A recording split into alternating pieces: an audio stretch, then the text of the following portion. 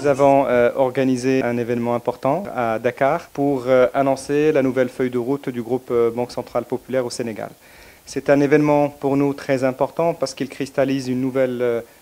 page qu'on souhaite ouvrir pour notre présence dans ce pays, frère, avec qui nous avons des relations exceptionnelles et pour lequel nous pensons qu'il y a matière à contribuer davantage à l'accompagnement de l'État et des entreprises dans leur expansion. Alors, effectivement, l'objectif était pour nous d'annoncer la nouvelle stratégie. Cette nouvelle stratégie est articulée autour de trois piliers importants. Le premier pilier, c'est l'accompagnement de l'État, la poursuite de l'accompagnement de l'État, parce qu'on a été, je le rappelle, à l'origine de la première émission de 250 milliards de francs CFA qui a été structurée par notre groupe, et ce dès 2013. L'accompagnement de l'État dans le cadre de la deuxième phase du plan Sénégal émergent, qui va démarrer prochainement, notamment à travers la conférence qui est prévue le 18 décembre prochain à Paris. Et dans le cadre de cette deuxième phase du plan Sénégal émergent, on souhaite prendre le relais sur un certain nombre de chantiers structurants, comme le financement des industries extractives, comme aussi le déploiement d'une offre dédiée pour la filière agricole, notamment la filière arachidière, ou plus globalement les financements des grands projets d'infrastructure, notamment à travers des partenariats publics-privés. Le deuxième pilier, c'est l'accompagnement de l'entreprise, bien entendu, notamment la PME. Et le troisième axe, ce sont les particuliers. Alors, quand on dit particulier, on est sur des besoins très importants pour les Sénégalais, pour les besoins quotidiens qui leur permettent de répondre à un certain nombre de financements élémentaires, comme la possibilité d'accéder à un logement, donc à travers le développement des crédits immobiliers, une offre dédiée à la diaspora, mais je peux revenir un peu plus en détail, et puis aussi l'accompagnement du financement des activités génératrices de revenus à travers la nouvelle structure de microfinance qu'on lance au Sénégal, qui est AMIFA. Et je pense que sur cet axe-là, ça rejoint la stratégie du gouvernement sénégalais, qui est le renforcement de l'inclusion sociale et financière au Sénégal.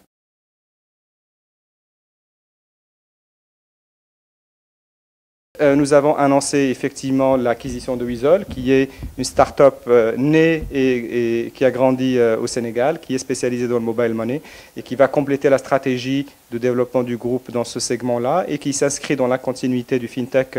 Challenge que nous avons récemment annoncé. Et puis on a également annoncé, on a plutôt célébré les 10 ans d'existence d'ATPS, qui est un modèle unique dans la région, puisque, je le rappelle, c'est un agrégateur de services financiers, parce qu'il n'y a pas d'interopérabilité dans les pays de l'UEMOA. Et c'est également un gestionnaire de réseaux de distribution, qu'ils soient physiques ou digitaux, avec actuellement plus de 6000 points de vente que nous gérons au Sénégal. Et donc, à partir du Sénégal, la stratégie du mobile money du groupe Banque Centrale Populaire prendra un nouvel élan, avec les deux piliers qui sont Wizall et ATPS, avec, mon perspective, également une internationalisation de ces deux entreprises, puisque dans leur stratégie de développement, ils envisagent de se développer dans les différents pays de l'Afrique francophone.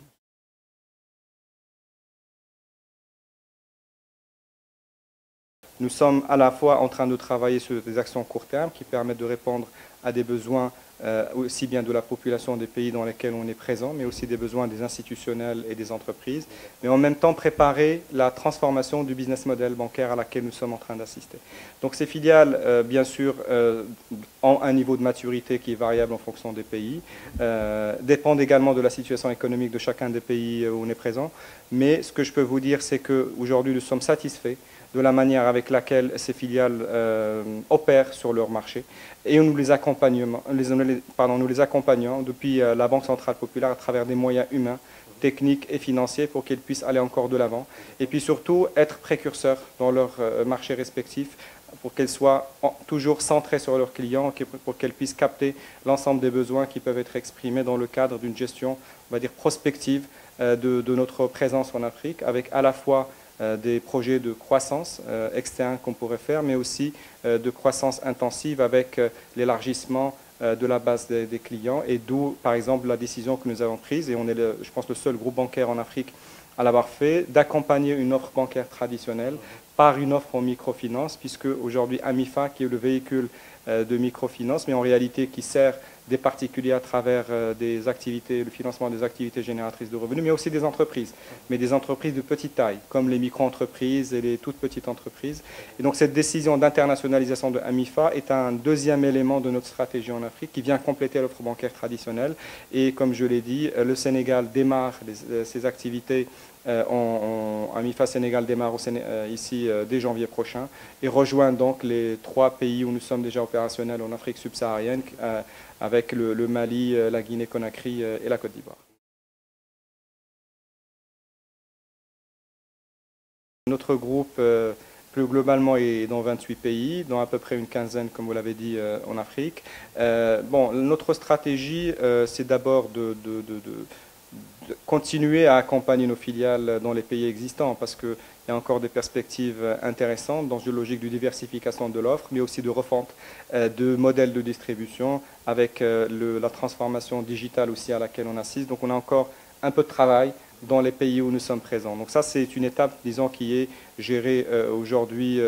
au quotidien. C'est une étape court terme. À court terme également, nous avons la finalisation des acquisitions qui ont été récemment annoncées, les acquisitions auprès du groupe bancaire français BPCE, puisque nous avons annoncé la reprise de leur banque dans 4 pays,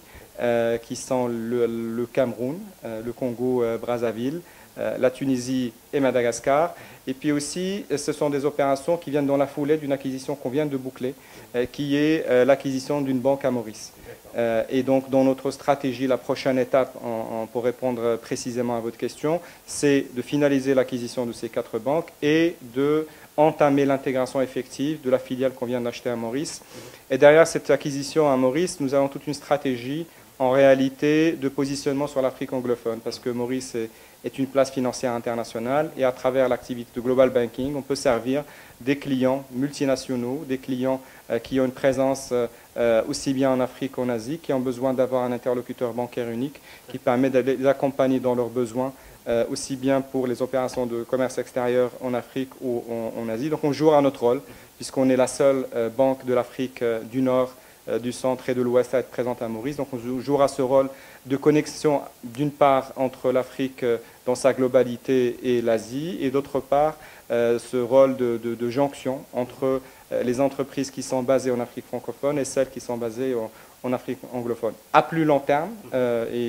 on est ouvert, on examine des opportunités, mais on les examine d'une manière extrêmement précise, justement pour qu'on s'assure que l'investissement que nous allons faire est rentable, est